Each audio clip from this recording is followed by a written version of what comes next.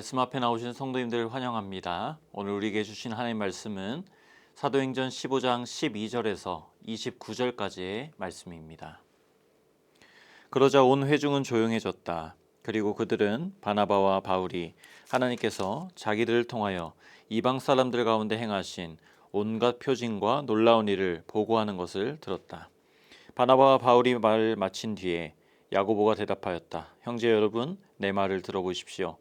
하나님께서 이방 사람들을 돌아보셔서 그들 가운데서 자기 이름을 위하여 처음으로 한 백성을 택하신 경위를 시므온이 이야기하였습니다.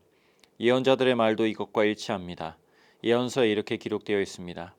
이 뒤에 내가 다시 돌아와서 무너진 다윗의 집을 다시 짓겠으니 허물어진 곳을 다시 고치고 그 집을 바로 세우겠다.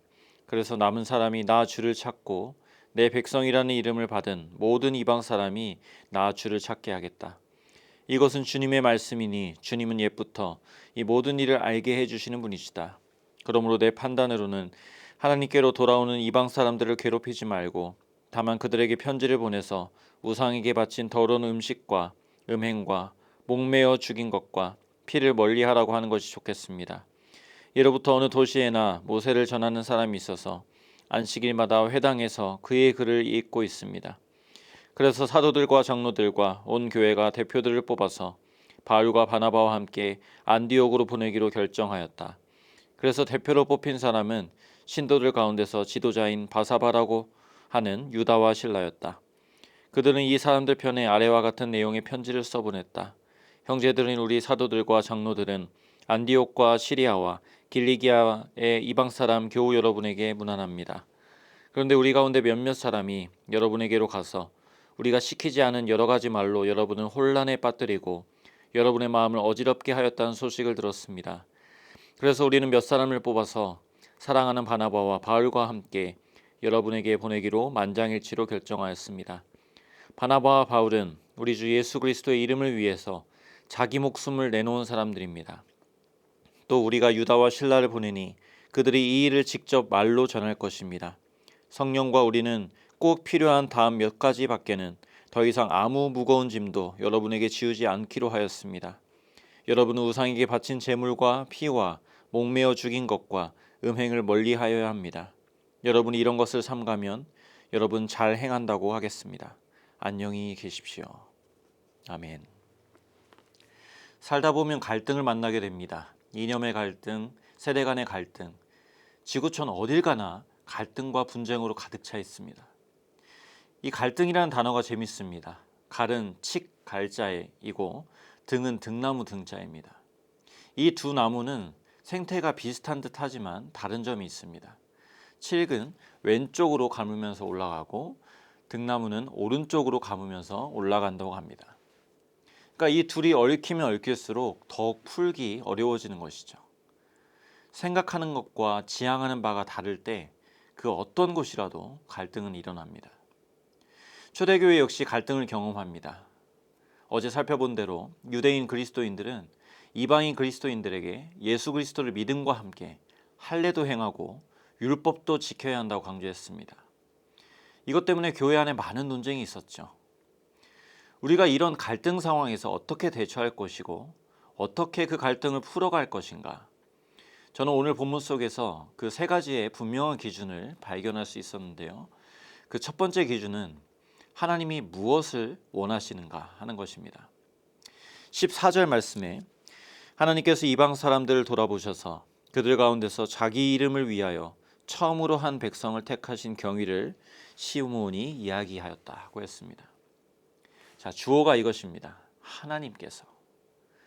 구원은 무엇입니까? 우리 인생의 주어가 나에서 하나님으로 바뀐 것입니다. 야고보는 이것이 맞는지 저것이 맞는지 교회가 논쟁하던 말을 다 듣고 있었습니다. 그러다가 형제여 내 말을 들어보십시오 하면서 자신의 말을 시작합니다. 자신의 말이라고 했지만 그 주어를 보면 야고보가 아니라 하나님이십니다. 하나님께서 자기 이름을 위하여 소원하시고 하나님께서 나타내신 일을 자신의 말로 다시 확정하면서 말하고 있죠. 여러분, 인생의 주어가 바뀌었다고 해서 내 소원이 다 무시되어야 하는 것은 아닙니다. 구원의 열매는 하나님의 소원이 곧 나의 소원이 되는 겁니다. 나의 명예가 꼭 짓밟혀야 되는 것도 아닙니다. 하나님을 위한 것이 진정으로 나의 행복이라고 고백하게 되는 것입니다. 하나님의 소원이 진정으로 이 땅 가운데 이루어지길 소원하는 것. 이것이 저와 여러분에게도 소원으로 고백될 수 있기를 바랍니다. 그렇다면 우리는 갈등이 있을 때, 또 평안할 때나 똑같이 질문해야 할 것입니다. 하나님이 무엇을 원하시는가? 두 번째로 하나님이 원하시는 것을 말씀으로 확인하는 것입니다. 15절 말씀입니다. 예언자들의 말도 이것과 일치합니다. 예언서에 이렇게 기록되어 있습니다. 또 17절 하반절에도 내 백성이라는 이름을 받은 모든 이방 사람이 나 주를 찾게 하겠다. 하나님의 소원과 뜻이 분명하게 알려진 것은 하나님의 말씀입니다. 앞에서 베드로는 하나님께서 이방인들에게도 복음을 믿게 하시고 성령을 주셨다는 말씀을 전했습니다. 바나바와 바울도 이방인 중에서 온갖 표징과 놀라운 기사들을 보고했다고 했습니다. 누가 봐도 신뢰할 만한 사람들의 증언과 기적의 간증을 야고보가 들었습니다. 하지만 야고보는 그것들에서 자신의 판단과 결정에 근거를 두지 않았습니다. 야고보에게 있어서 가장 결정적인 기준은 기록된 말씀입니다.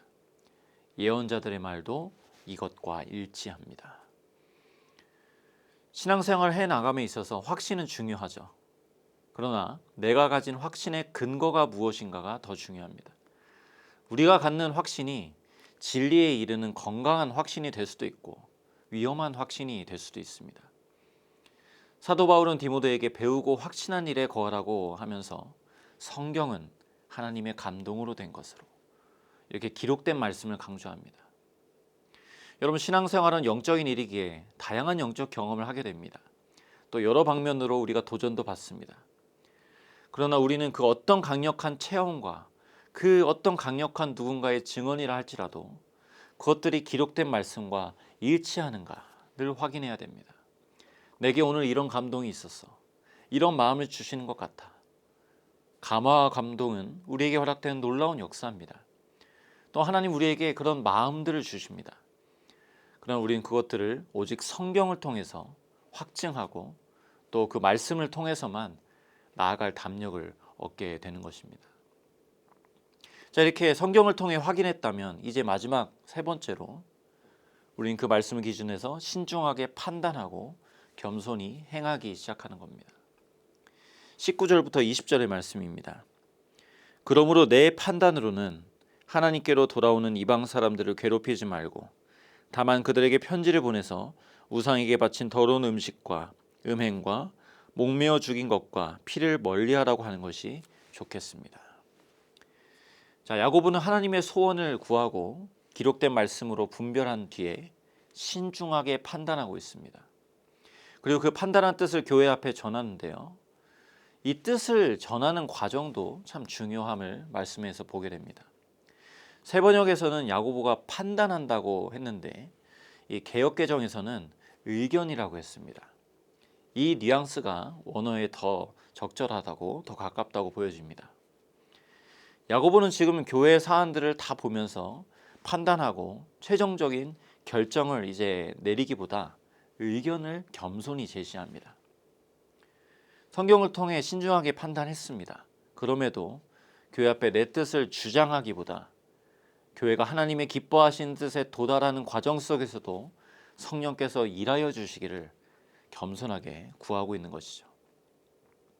22절에도 보면 교회가 얼마나 성령의 인도 속에 지혜롭게 이 갈등들을 풀어나가는지 또 그것을 하나님의 도우심을 의지하면서 나아가는지 볼 수 있습니다.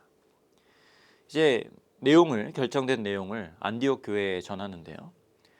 전하는 사람으로 바울과 바나바만 보내지 않고 신도들 중에서도 2명을 택합니다. 유다와 실라입니다. 유다는 유대인의 입장에서 설명할 수 있는 사람이고 실라는 이방인의 입장에서 설명할 수 있는 사람입니다. 생각해 보시죠. 바울도 할례를 반대했던 편에 있었던 사람입니다. 게다가 유대인 편의 사람만 보내서 의견을 전달하면 자, 우리 유대인 편에서 이렇게 결정하였으니 받아들이라, 이런 통보가 될 수 있어요. 때문에 사랑과 배려를 담아서 이방인을 포함하여 그 입장을 대변할 수 있는 사람은까지 신중하게 선택해서 이를 풀어나가는 것을 보게 됩니다. 이렇게 논쟁 속에 어지러웠던 교회의 온도가 어떠한지를 25절 끝에 이렇게 소개를 합니다. 사랑하는 바나바와 바울과 함께 여러분에게 보내기로 만장일치로 결정하였습니다. 많은 변론 속에 있던 교회가 만장일치로 한 합의점에 도달했습니다. 여러분, 어떻게 다른 생각이 없었겠습니까? 100명이면 100명 다 똑같은 생각을 가질 수는 없습니다. 여기서 만장일치의 의미는 온 교회가 하나님의 뜻에 복종하고 성령의 다스림 속에 있었다는 의미입니다. 28절에 교회가 깨달은 내용이 이것이라고 하죠. 성령과 우리는 이 요긴한 것들 외에는 아무 짐도 너에게 지우지 아니하는 것이 옳은 줄을 알았다. 성령이 옳은 일을 깨닫게 하시고 성령이 인도하시는 대로 나아갈 때 갈등의 위기가 기회로 바뀌었다는 것을 보게 됩니다. 이런 말씀을 마무리하면서요, 한국의 한 베스트셀러 작가가 자신의 주장을 펼치는 데 삼는 3가지 기준을 이렇게 소개했습니다. 첫 번째, 이것이 옳은 말인가? 둘째, 이것이 꼭 필요한 말인가? 세 번째, 친절한 말인가? 옳은 말을 필요할 때 친절하게 하라는 것이죠. 참 적절한 말인데요, 우리의 모든 기준은 하나님이십니다. 옳은 일을 깨닫게 하시는 분도 성령이시오. 우리는 내 신념 속에서 확신을 갖는 것이 아니라 성령의 감동으로 기록된 말씀 속에서 확신을 가집니다. 그리고 성령의 인도를 구하면서 성령의 열매 속에 모든 일을 해나갑니다. 오늘도 나의 행전이 아니라 성령의 행전이 되어 성령님과 함께 하나님의 흔적이 가득한 온종일의 하루가 되실 수 있기를 주님의 이름으로 소원합니다. 기도하겠습니다. 하나님 아버지, 감사합니다. 우리가 살아가면서 많은 갈등을 만나게 됩니다. 그 갈등의 순간은 우리의 위기가 아니라 하나님이 우리에게 주시는 귀한 기회임을 발견하게 됩니다. 하나님, 우리가 두려워하지 않고 오직 성령의 도우심을 의지하며 말씀으로 분별하면서 겸손히 성령이 이끄시는 그 일을 우리가 목도하면서 나아갈 수 있도록 주님 도와주시옵소서. 그래서 오늘의 우리 모든 걸음걸음이 그저 나의 행전이 아니라 성령의 행전이 되어서 하나님의 흔적이 가득한 이 한날로 하나님께 영광 돌릴 수 있도록 도와주시옵소서. 우리 가운데 그렇게 은혜를 베푸실 것을 사모하면서 예수 그리스도의 이름으로 기도드립니다. 아멘.